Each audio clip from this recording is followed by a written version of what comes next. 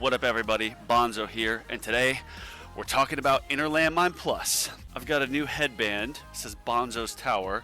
I have a few of these sitting around. I ordered them for like $10 each on Amazon, so I'm going to be rocking these going forward. I don't have a merch store yet, maybe in the future, life goals. But yeah, I wanted to make this video. It's not a true progress update video, but it's something that I wanted to essentially start, perhaps even a series on, and it's talking about Inner Landmine Plus and my development into that.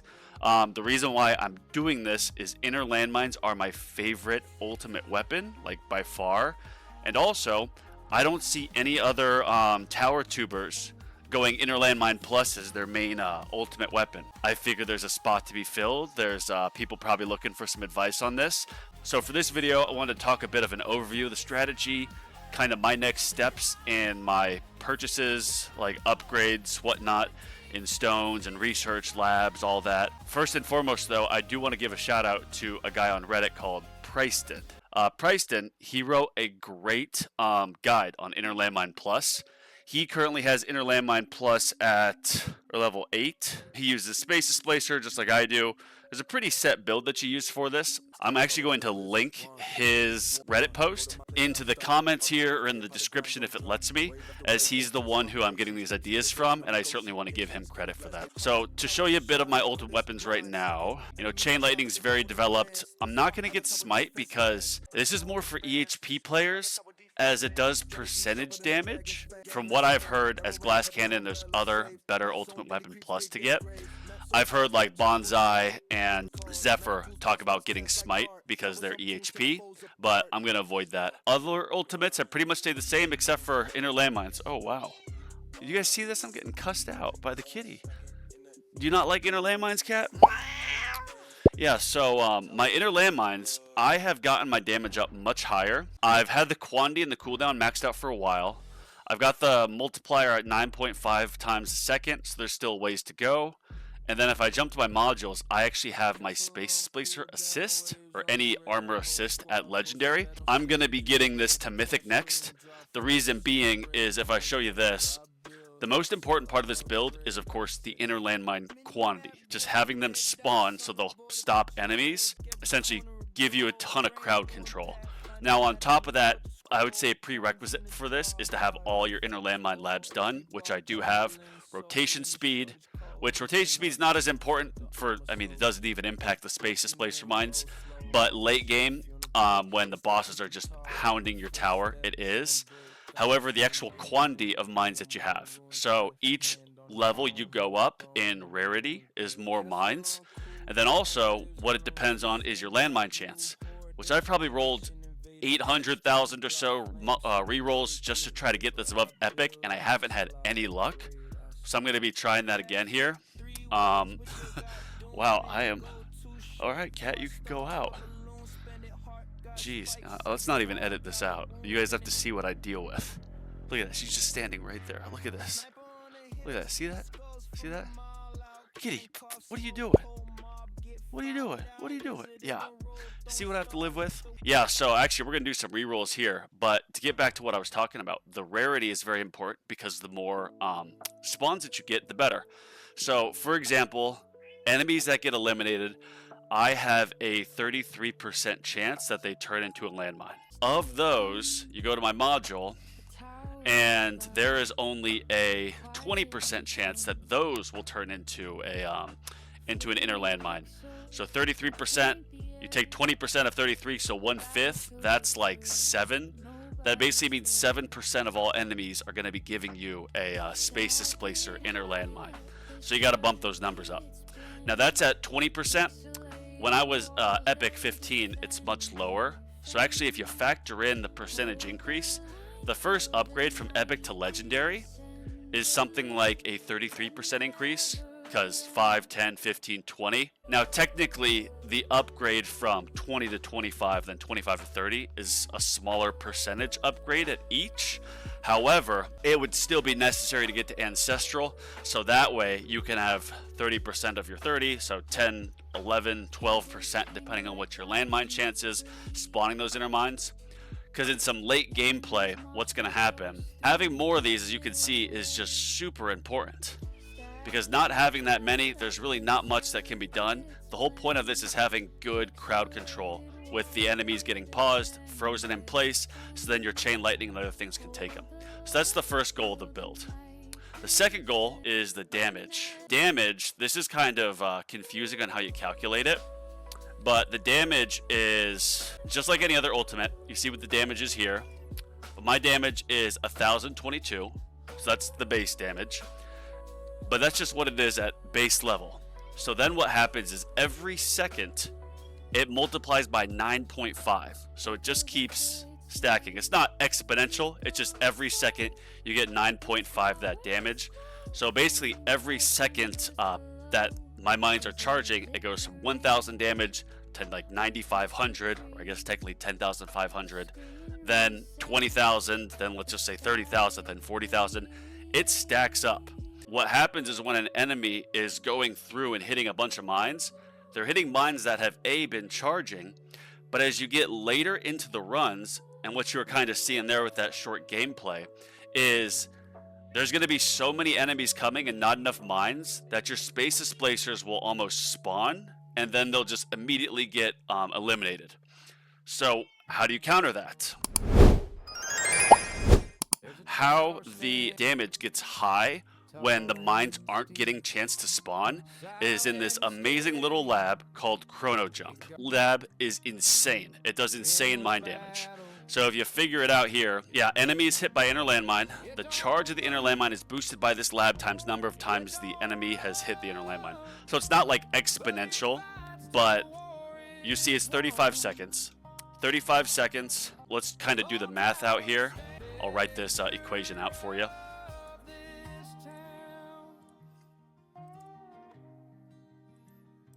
All right, so let's do the math on this. So 35 seconds is what my level, or my lab is at. So that means that each time an enemy hits a mine, it has an additional 35 seconds tapped on. So 35 seconds to charge is how much, you ask? Well, my damage is 1022. That's the base. Times by 9.5. That's per second. So what that comes out to, 9,709. That's insane. That's so much.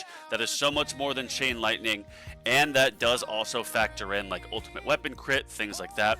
Obviously the attack speed isn't near as much as chain lightning with the bounces and whatnot, but once you get a good, charge, it really can add up.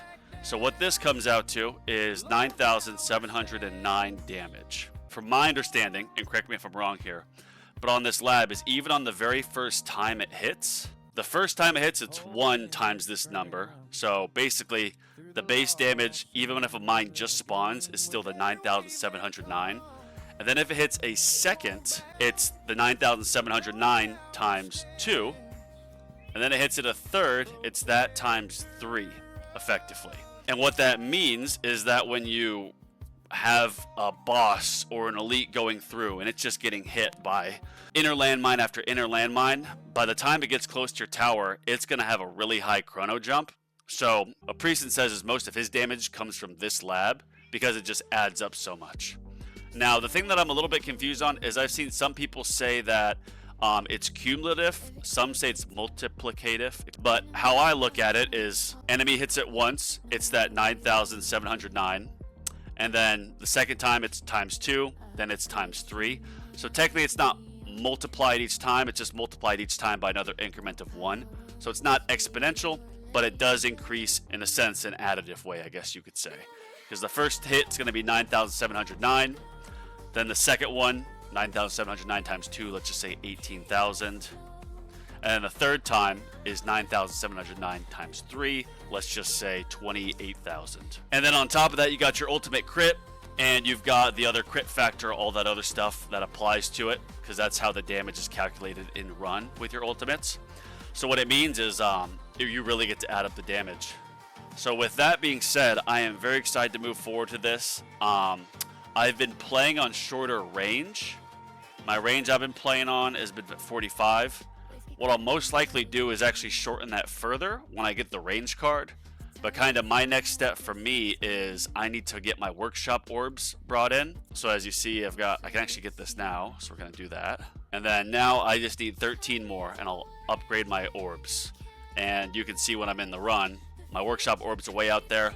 So when I bring this in, and what this means is right at 45 range, your space displacer mines, if you can see where they go, they're right around my tower range right here, which from my understanding is right about where you want them. And even later in the runs, when enemies are getting eliminated out here and you've got some mines, they'll spawn out and come in. So the goal is that when fleets are bunched up and enemies get close to them, of course there'd be normal landmines, but then if those normal landmines convert to inner landmines, those fleets will start taking a bit of damage too. So the Space Displacer and the Chrono Jump Inner Landmine Plus, in theory, should be pretty effective against, look right there, a mine literally just spawned right on top of it, and you saw it didn't go over here, so it literally got eliminated by the fleet. It's unfortunate you can't see what the damage is from the fleet, but depending on the range that you play on, the fleet should come right in to about where your space displacers are. And if you have enough mines spawning, you know, 1 mine hits it, 2, 3, 4, it gets that chrono jump multiplier, it's boom, it's high there. As you see, my landmine chance is bad. It's only 3%. I need to get this to ancestral. There's a couple schools of thought. Mine is you just save up enough reroll shards to reroll all of this. However, since I have 4 ancestral, like really good sub effects that I'm gonna keep, what I need to do, or what I think it would be best, is I just try to re-roll just this landmine chance. I'll lock all 5 of these, then I'll just re-roll this. And if I can get this higher, that'll effectively mean more inner landmines itself, which will then mean more crowd control, more damage, and more survivability. So yeah, let's go ahead and re-roll this. Prayers up. Let's see what we get. If I go through all these, this will make it easily over 1.2 million. Oh my gosh, that is beautiful. So we're going to keep that. There you go. So now when you do the math, now my landmine chance is at 39%. So 39%, that's the landmine chance. And then from that, 20% is the chance of it turning into an inner landmine. That is 7.8%. So that means 7.8% of all enemies is going to equal an inner landmine. What I've also started to do is in tournaments, rather than take off my summon, I've left summon on, because that additional 35 seconds, which is how long my summon is, that additional 35 seconds of enemies spawning, with the good cash bonus for project funding in tournaments, it's going to give me, you know, extra enemies that can then turn into an inner landmine and help keep my space displacer going. Plus, you almost never die to commons in a tournament. I have said in a previous guide to turn off summon for your runs, but that was before the Inner Landmine Plus build, so I will be experimenting with this. But in theory, more common, you know, easy to eliminate enemies is going to mean more Inner Landmines, which means more survivability for your run. So that's something to look at too. The next thing is my future path of stone upgrades. I would love to get more into my actual inner landmine multiplier. That is the plan. I want to get this to the double digits. I'm also going to plan on getting my Chrono Loop Lab maxed out, but this is so expensive. I mean, I make about 60 or so Q in a day. This will be a few days, at least 2 days of saving up for me to get. Then it takes super long. So actually my plan here, and if you've been a fan of the channel, you know I've been gem rushing lately. Like, the gem rush cost is pretty inexpensive after the update. Each week I make between, I think, 4,000 and 5,000 gems, like at least 3,500, including tournaments and all the rewards, of course. So what my plan is I'm going to keep getting lab speed up. I'm going to keep getting my damage and whatnot, and I'm going to do the tier 18 relic, because the tier 18 relic is 10% lab speed. Once I get that, then I'm going to start saving up to hopefully get the last few levels of Chrono Loop. The last 2 levels are each going to be like 200 and then like 400 quadrillion or little Q, which is a lot.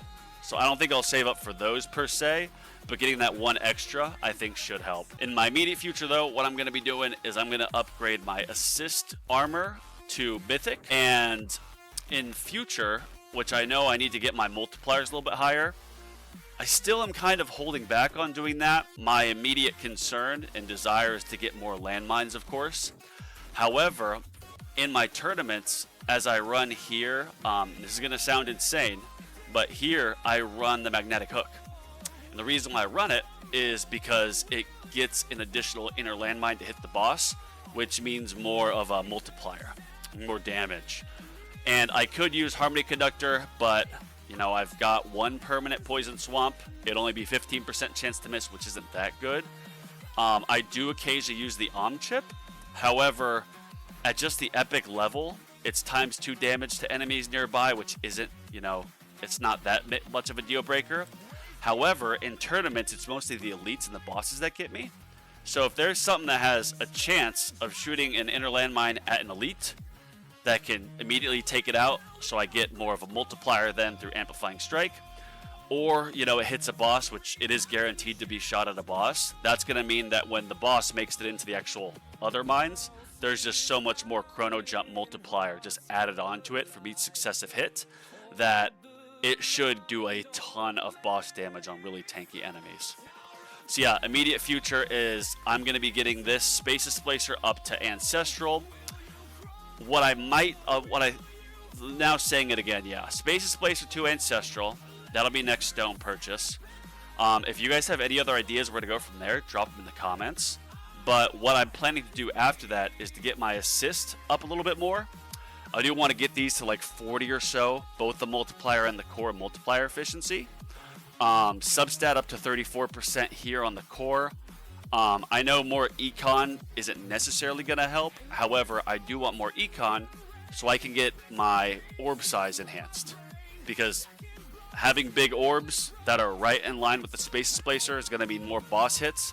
And if you do Glass Cannon with Energy Net Mastery and lots of mines, like I've had bosses that 60%, 70% of their damage has been done by orbs because they just get stuck in the right spot and the orbs eviscerate them. So that's another thing I'm trying to consider too. And yeah, that's really it, y'all. So I appreciate you tuning in. Lives are usually on Tuesday and Friday, barring health. And Sunday, the 8th, is my birthday, and we're going to be doing a Stone Pack giveaway at 11 a.m. Mountain Time. So be there or be square. And with that being said, if you have any comments or directions you think I should take this build, if anyone knows Priesten's Discord, can drop it in the comments. I'd love to get in contact with him. And yeah, like, comment, subscribe. I appreciate you guys, and have a great day. Talk to you later. Peace.